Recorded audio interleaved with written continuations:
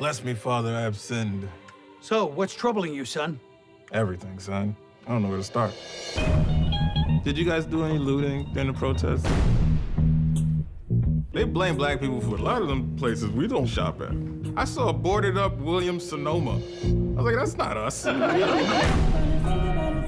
Let's just address the elephant in the room. Policing? Satan! Prison stuff. What's your password? White privilege. Might be uncomfortable to watch. No matter how hard you try, you can't stop me now.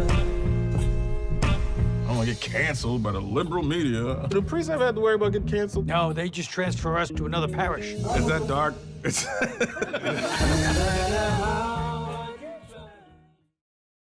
Hi, my name is Gil Robertson, president of the African American Film Critics Association. Today we have a real treat for you as we welcome as our special guest, comedian Michael Che, as he's going to talk about his work on SNL and also his new sketch comedy show on HBO Max. We're going to kick things off by introducing our facilitator, Katia Woods in Philadelphia, Janita Davis in Indiana, Dana Abercrombie in New York, Brandon Collins in New York, Ray Cornelius in Atlanta, and Rhonda Rasha Penrice, also in Atlanta. I'm gonna let you guys do what you do so well, and I will see you on the other side. Hey, Che, Brandon Collins from Media Popcorn Podcast. What's up, Brandon? How you doing, man? How you doing, man?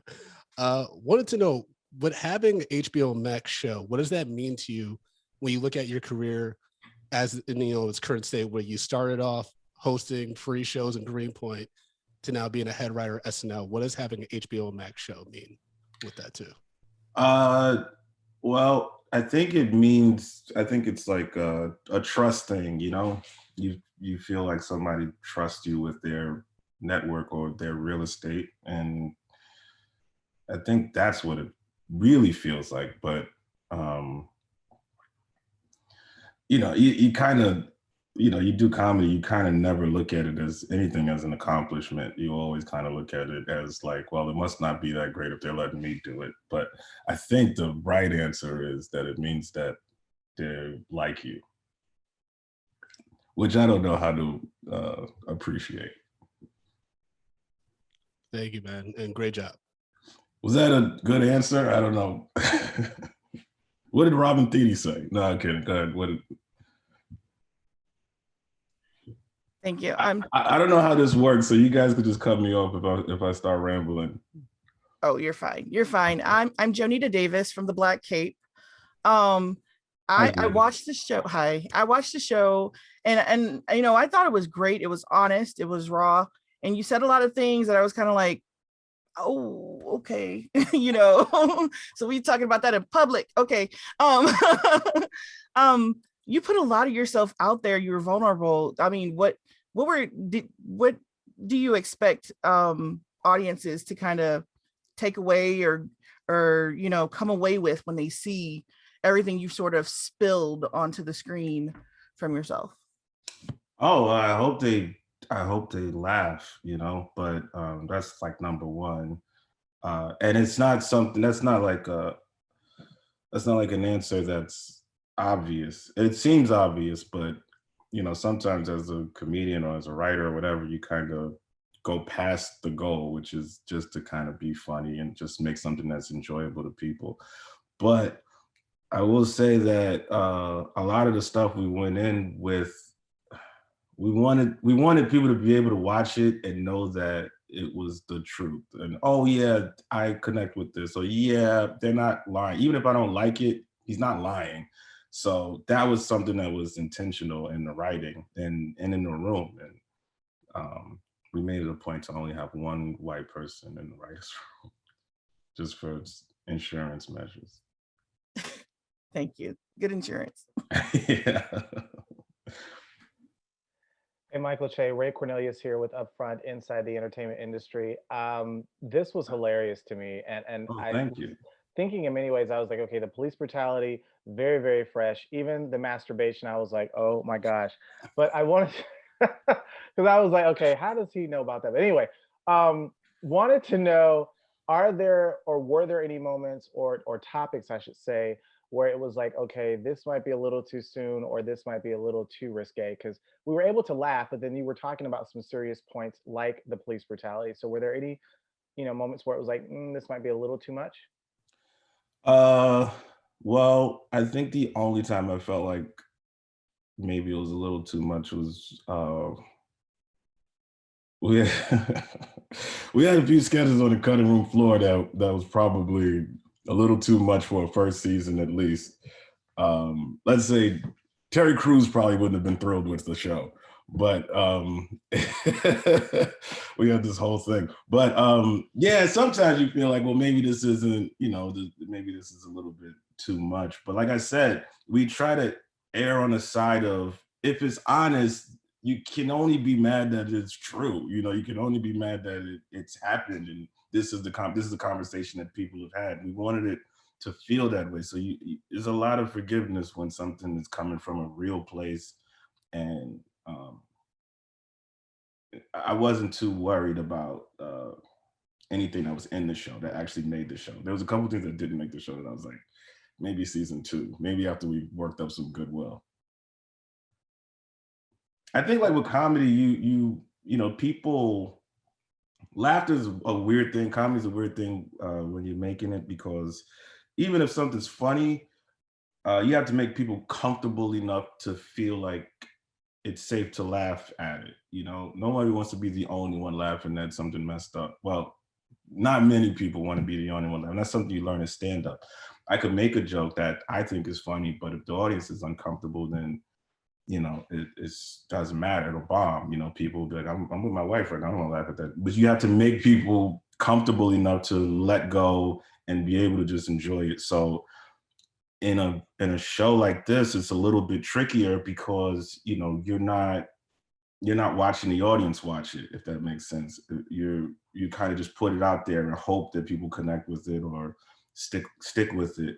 In stand-up, you could finesse them, and you could massage them into the timing of making a joke land. So for this, it was more, we had to trust that the point was being made and it was written well enough that the joke was going to land. So it was a little trickier, but like I said, we try to err on honesty. So we wasn't too worried about going too far. Hi, Michael. Katia Woods, Cup of Soul Show. One of the things that I think that works with the show, especially when we're speaking about things like police brutality, because we've been taking the direct approach and it's been falling on deaf ears. We've had videos and things like that, but putting it in an environment where it's kind of like absurd at some of the things that are being said helps show what are some of the absurdities that we are being told as Black people. Do you think that comedy will help kind of like reach an audience the way the news isn't with these heavy topics? Oh God, that's a good question. I really don't know. I mean, to me, it's like, that's a good question. I really don't know. You never really know how anybody's going to get a message. It could be anything. It could be a horrific clip that they see of an actual occurrence. It could be a song that somebody just words the right way, and people say, you know what, maybe we shouldn't. Maybe we should change our ways. But with comedy, I just feel like we're all on the same. Like we're all on that DMV line, and we're miserable, and just the joke and jest makes the time go by a little bit. But we're all in the same situation. We're all seeing the same thing. And I think this show's perspective was more, we're together in this, and this is the joke we'd make if it wasn't public. This is the joke we'd make to each other, or man, doesn't it feel this way? Even if it's not true, doesn't it feel this way? And the emotion is real. And, one of the things about the community I come from, we use comedy for stuff like that all the time. If you grow up in the projects or you grow up in certain neighborhoods, you use that to, I don't know if it's to heal, but it's just to not go insane sometimes, just to make it make sense. And also saying things out loud connects other people who are going through it. Like, yeah, I know I'm not crazy. I know I'm not the only one seeing it this way. and it's helpful. I don't know how helpful. I don't know who needs it, but it's how I spend my time. Hello, Michael. Dana Abercrombie from the Coalition. I know that you talked a lot about there were certain jokes or scenes that didn't make the cutting room floor, but was there any kind of pushback from the network itself when it was like, oh, that's a little too much? Not really from the network, more so from us, because we wanted to make sure that there's never going to be a bigger critic than the artist making it, you know, unless we get to a point where we're so delusional. But they'll never, everything that's wrong with it, we see first, because that's why we are doing it so often. And so we're so tedious and we're in our heads through the whole time. So I think like all of the pushback really came from us to make sure, is this right? Is it going to be looked at? Is it true to what actually happens? Or is it, if it's absurd, is it true to what it actually feels like? Are we actually doing this justice? And that's where all of the pushback came from. Are people going to kind of miss the point? Is this going to bury the lead? Is this push anything forward? That was kind of important. It was more comedy decisions than this might be too far.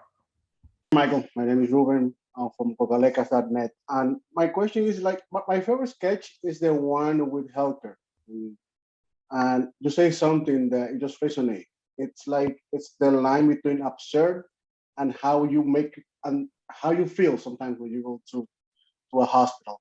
How this story was created? Was like something that you heard, or something that you just came up with the story, or because in the hospital? It feels, yes. that came up while we were talking about, well, it's a real thing. Yeah, like it's actually, I think it's a common thing that, you know, Black men, I think men in general, kind of ignore a lot of health scares, and they don't get tested for prostate. They don't do prostate exams. And you start to think about, you just work backwards. Well, here's the problem. Why? Well, I don't know why sticking nothing in my ass.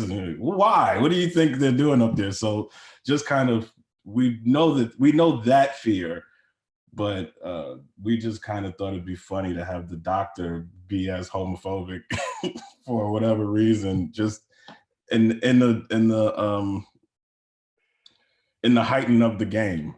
And saying it, like I said, saying certain things out loud in that absurdity kind of lets you see, all right, we're being ridiculous. This is obviously a problem that we need to address. And it's, you know, it's just a fun way to get to that point. But we wanted to kind of confront everything head on and say, this is what we're afraid of, and this is how silly is it once we actually talk about it, what our fears actually are. If that makes sense, I hope that makes sense. Yeah, it makes sense. It makes sense. It also made us I'm in the hospital. Method Man doing that, but yeah. Hey, sorry about that. Reuben is a doctor, so. It was. I hope prostate exams go up for you, Reuben. They're kind of confusing sometimes. It's explaining the patient, well, like, you know, what's gonna happen next. Yeah. But it's like it feels like funny, but near to how it feels sometimes. That was the point. That was the point. I'm glad that you appreciated it. Thank you. And also the brilliant thing was to have Method Man play a doctor, because I mean, that's the role that we don't like see him in. No, you don't. And he's just really good. So you should see him and stuff like that more often. He's great. Well, before, like, you know, Gil at the top referred to it as sketch comedy. You talked about some of the sketches, but the thing that's unique about your show is that it kind of plays with format. So can you talk about coming to that decision? Because it's sometimes it's like a traditional kind of comedy series that's kind of irreverent, and then it breaks into different elements. But I thought the formatting was very interesting. That was something we kind of found, you know, like it was more by necessity. There's so many people that have sketch shows or versions of that type of a show, and we didn't want it to. I don't even really like calling it a sketch show. Really, the only reason why it's called the sketch show is because we had to pitch it in English to, people to understand what it was that they were buying. But I mean, I don't know what kind of show it is. We kind of I wanted to find it organically. And so many people have done, like I've seen Chappelle's show, I've seen Chris Rock's show, I've seen Key and Peele, I've seen In Living Color, I work at SNL. Like you see the formats, and if you do anything too close to someone's show, they compare it to that show. So the last thing I wanted was to be a less funny Chappelle show, or a less funny Chris Rock show, or a less funny Key and Peele, or a less funny Saturday Night Live. So I wanted to make it, well, this show is different. It doesn't look like any of those shows. It doesn't remind me of those shows, even though it still might. But we tried to make it, we did our best to make it feel like it was its own thing, and do take chances that those other shows didn't do once they found their formula. And with a show, we only had 6 episodes. So with a show like this, it takes a while to kind of find that identity. You're writing it all together. It's not like a weekly show where we could, oh, you know what, we should improve upon this or whatever. We have all the episodes done at the same time. So what it is what it is. And I think typically with shows like that, I talked to Tina Fey about this, honestly, actually, which is crazy, where, just sort of frustrations of when do you find the show's voice? And she was like, well, typically about 3 or 4 episodes in. But yeah, it's one of those things that after you start writing it, you start to know, oh, it would be cool if we had this, or, this would kind of help and make it feel uniform. We wanted to be able for people to pause the show and know what's on television. That's something like that's always been in my head. Like if I know In Living Color's on as soon as I'm for whatever reason, there's a look, there's a tone. I know it's on as soon as I see it. It could be on pause, whatever it is. Anybody could be on there. I'd be like, is this A Living Color? Or is this Chappelle's show? Is this Saturday Night Live? It kind of has a feeling. That's something that I wanted to make sure our show had, and I feel like it maybe does. Well, I think you did a great job. So thank you. HA Brandon Collins again. I was wondering if you could speak a little bit about the difference between being a head writer for a project that essentially revolves around you and being a head writer for SNL, which is an ensemble. Wow, that's a huge difference. It's the difference between cooking for yourself and cooking at a restaurant. SNL teaches you how not to be selfish, how to be a professional. We're working with people that maybe never even did comedy before sometimes, some people who don't act, you kind of have to, it's their show. It's what the host can do, what they can execute, what's going to make them look good, what's going to make the cast look good, what's best for the show. It's a lot of different parts. For my show, I just do whatever I think is funny. If we want to do a whole episode that takes place at the candy store, then so be it. SNL, the real estate's a lot different. The writer's place is a lot different. Sometimes I could just write something all by myself and not worry about the writer's room. At SNL, that's not the case. You always have to make sure everybody's kind of represented. So yeah, it's a lot different. It's a bigger task to do something like that on SNL because there's a lot of moving parts that, which is one of the cool things I like about SNL. It's variety in the purest sense of the word, in that one sketch, people will be like, well, SNL's supposed to be a liberal show. I can't believe they put this thing on. It's like, no, SNL's a variety show. It's supposed to have, some Harvard dude's perspective and some dude from the project's perspective and Leslie Jones' perspective and Keenan's perspective and Kate's perspective. It might all be different, And I think that's what makes it fun. That's why it's lasted so long, because it's not one person's voice. It's as culture changes, the show changes, and there's errors that people like, and there's formulas that people like, and there's chemistry that people like, and that's why it is what it is. But for my show, it's me, and it's what I want to do, and it's a lot more selfish and a lot more self-indulgent, and that's fun too. But it's 2 completely different animals. Thank you. Hi, it's Jonita Davis again from the Black Cape. I just want to talk about being a writer, writer's writer, and then going from just putting it on the page to not only having it on the page, but being the center of the entire show. Was there some kind of mental process or something that you had to do to kind of, make that leap, or to, I don't know, that I don't know. What I would imagine would be like fear or stage fright or not, or whatever. But so I guess I'm asking, what was your process in convincing yourself, okay, we got to do this, we got to do this? That's a funny question because initially I didn't want to be in it a lot, but they offered to pay me a lot more money if I was in it more, and so I was like, yeah, sure, whatever. But I personally don't like acting that much. Like, I don't know if it shows, but it's not my favorite thing. If you watch people like, oh, how come they don't let you do sketches in SNL? It's like, oh, they would love it. I just don't like to do it. I like being behind the scenes, and I love stand-up. Acting I don't really like as much because I don't get the same rush. For whatever reason, I just don't get the same rush. But yes, it was something that I had to kind of consciously write myself in and be like, all right, I have to be in this and carry this load a little bit more than just delegating it. And I'm glad I did it because it took me out of my comfort zone and it made it a lot, not scary, but a lot less tedious. It feels a little bit more natural to do now. And, I don't really think about it too much anymore, but beforehand it was something I was like, oh, I gotta act in this thing. I always get a certain kind of anxiety in acting because when I'm writing it, I'm always writing it for someone else, with someone else in mind.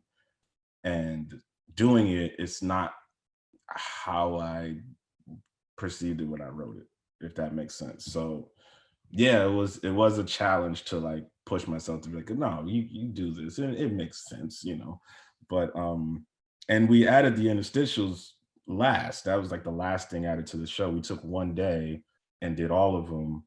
And I like begged them to do that because we were technically wrapped without them. It was just the stories. Just the sketches. And I was like, I need something that's gonna put me in the show and whose show it is when you're watching it, and something that drives and helps the narrative a little bit so that people know where the jokes are coming from, and it's not making fun of people in the situation, it's making fun of the situation that people can be in. So that was important. But yeah, that was something that I had to consciously do. Great appearances by Billy Porter as well as Amari Hardwick. What was it like working with those guys? Because we've been seeing them in more serious roles, especially with Billy just ending Pose, and then of course Amari as Ghost in Power. But what was it like having them on this comic side? Two very different types of performers. Billy Porter, I met at SNL because he did a cold open where we did like a debate sketch and he was like introducing all of the candidates and he was so good at it, obviously he was good at it. That's what he does, but it was so funny. He's so game for sketches. So anything we could do with Billy was like, oh, Billy would kill this. It was like a no brainer. So he was very glad that he did it. Amari was a different thing. We were trying to think of, it was written for me like, who's the most handsome Black actor that I could confuse myself with? And he was pretty high on that list. But but he was great though. It's guys like that. I like actors like that for comedy too, because in that Leslie Nielsen kind of way, if you play it straight, the writing will work. So you don't really have to give, like with Billy, it's takes and it's, moves and, he's a comedic performer. But for Amari, you just let him deliver it super serious and it's, it's just as funny. So that's another thing, like in the writing process, you're thinking how it is be delivered, who's gonna give it to us the best. And some people, they try so hard to be funny, then it just kills it. But he kind of knew exactly where. I didn't have to give him notes. I just gave him a script, honestly. Michael, Kathy again. So my question to you is, we are now in a time where people want to laugh. People want to laugh at things. They want you to push the envelope, but up to a certain point. Where do you feel like as a comedian and just as an artist, as a writer, do you feel handicapped? or are you comfortable going the direction you're going to go in, but are at the same time open people pushing back and challenging some of that? Are you welcoming the dialogue, in other words? I think this is gonna be a bad answer. Look, I think that this is the best time to do comedy. This is the most fun time, to do comedy. It's the time where people care. People are picking jokes apart, and it's great. It's exciting. It's like, to me, it's entertainment.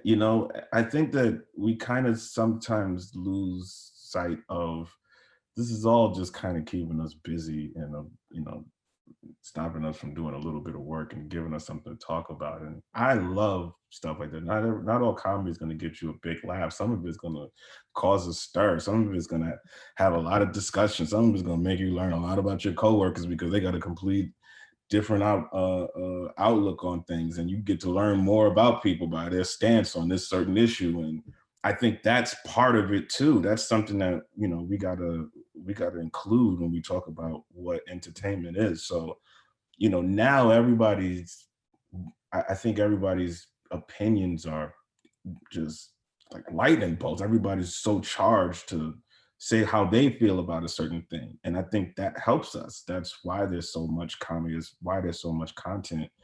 And when people aren't talking, that's when you're in trouble. So I love it. I love when there's always a stir. Sometimes I go for the stir, but but that's just me. I think it's exciting. And also is, a lot of people are afraid to do it because it stops people from wanting to try it, which is better for me too. I've never had a problem with going out there. So this is why the people that are good are good. This is why there's a Dave. This is why there's a Cat. This is why there's a Rock. This is why there's a Wanda.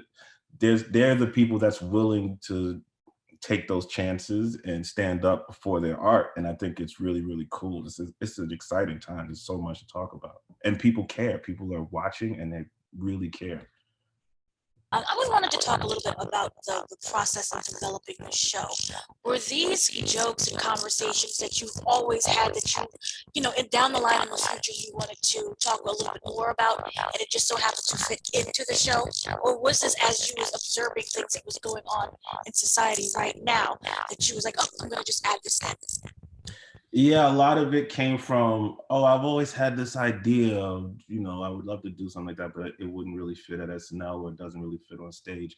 But there was, my favorite thing, which is something I think I learned at SNL and I also learned at the Comedy Cellar, is when you get a bunch of people that you truly think is funny and smart, and you just have a table. We would go outside. It was during COVID, so we would be outside and just a big spaced out table at the back of the creek. You remember the creek, right, Brandon?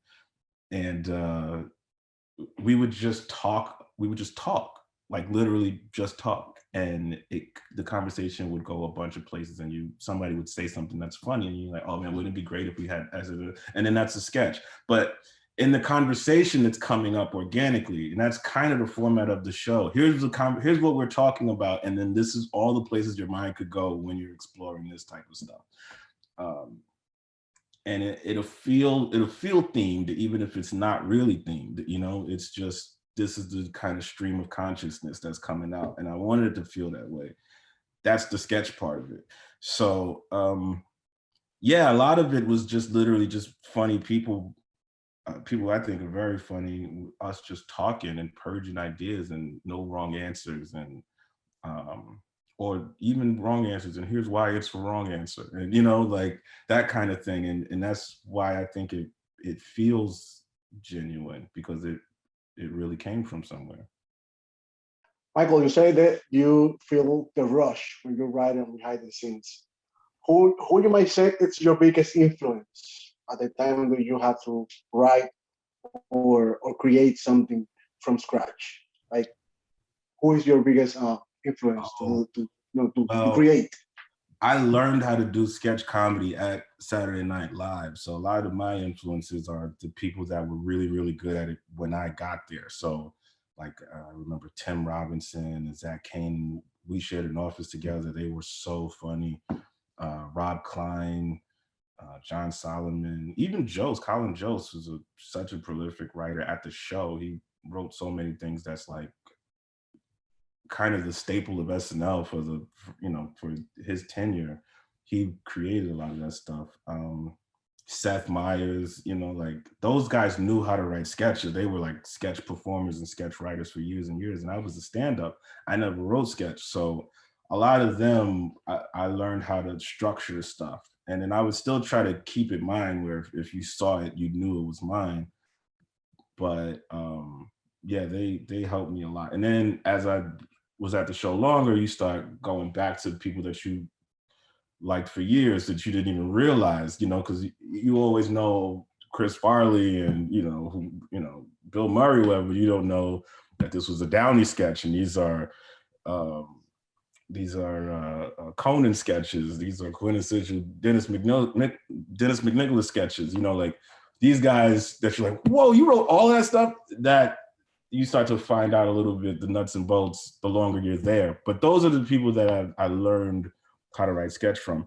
And then with like Dave and the Wayans and Townsend, once I learned the formula, then it started to make sense what they were doing a little bit more, because I always felt like their sketches was almost like for non-sketch fans, like you could be anybody and love and live in color. Some of the writing at SNL is a little bit heady, where you're like, I don't really get what's happening, for me at least.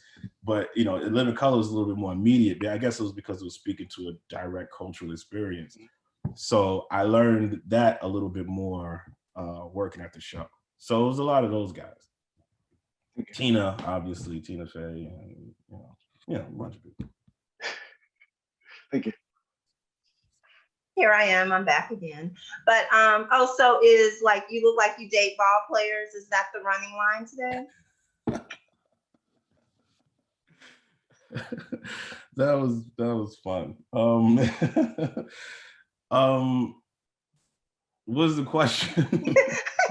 Well, I mean, the opening, why was it important for you to kind of explore relationship dynamics? And you're doing a lot of like really subtle things that I guess I would say a lot of women kind of complain that men do, that they never address. Mm-hmm. And so I think that you address certain things, like, I don't want to spoil certain things for people who haven't seen it, but. Yeah, that was something that I really am inside of my heart. There lies America's great romantic comedy that I would love to someday write. No, I'm dead serious. I feel like it would be really, really fun to do that. So that episode was like really fun to write, because relationships are interesting. I always feel like it's patterns. I think that's kind of the motif of that episode, where it's a lot of patterns and habits. And personally, dating, I always find myself fighting for. I'm never keeping the fire going. I'm always putting the fire out and trying to, bring the fire back up, if that makes sense. And I think that a lot of guys kind of identify with that, where the relationship starts when we're losing you. And then we're trying to, get you back. And then once we have you, we're boring. We're taking you to the same, we don't really, it's not interesting until we're losing you. And then we feel alive again. And it's sad, but we don't really talk about it, because you talk to your friends about relationships. They tell you how to get girls. They don't tell you how to keep them. They don't tell you how to be a good boyfriend or a good husband. They just tell you, this is how you're going to get girls to like you, So it's something, I thought that part of the relationship, that part where she's clearly fed up and she's done with the past and she's seen this movie and she's not even upset anymore. And I'm still fighting. I think this is going great. It's two completely different languages, and how way off I could be. And, and then once it's over, I just do the same set of patterns with someone else. And it was, I don't know. I just like that because it's honest, and I think it's honest, but I don't know. Some people maybe are better at relationships, so they don't connect with that episode as much. I think it's very honest too, and you're on to something with the patterns thing. Yeah, it's weird. It's like I don't know. Man, I don't know. That's uncomfortable. Well, you might help a lot of people out. We'll see. We'll see. Mike, thank you for giving us some of your time today. We really do appreciate it. This was a lot of fun, and thank you guys. Sorry again that I was late, but this was really fun. Anytime I could just talk about myself is just a good day, Well, brother, we're rooting for you both with this show and your work that you do on SNL. So continue on. On behalf of the world's largest group of Black film critics, thank you for watching this episode of AAFCA Roundtables. Have a great day. Thank you, guys.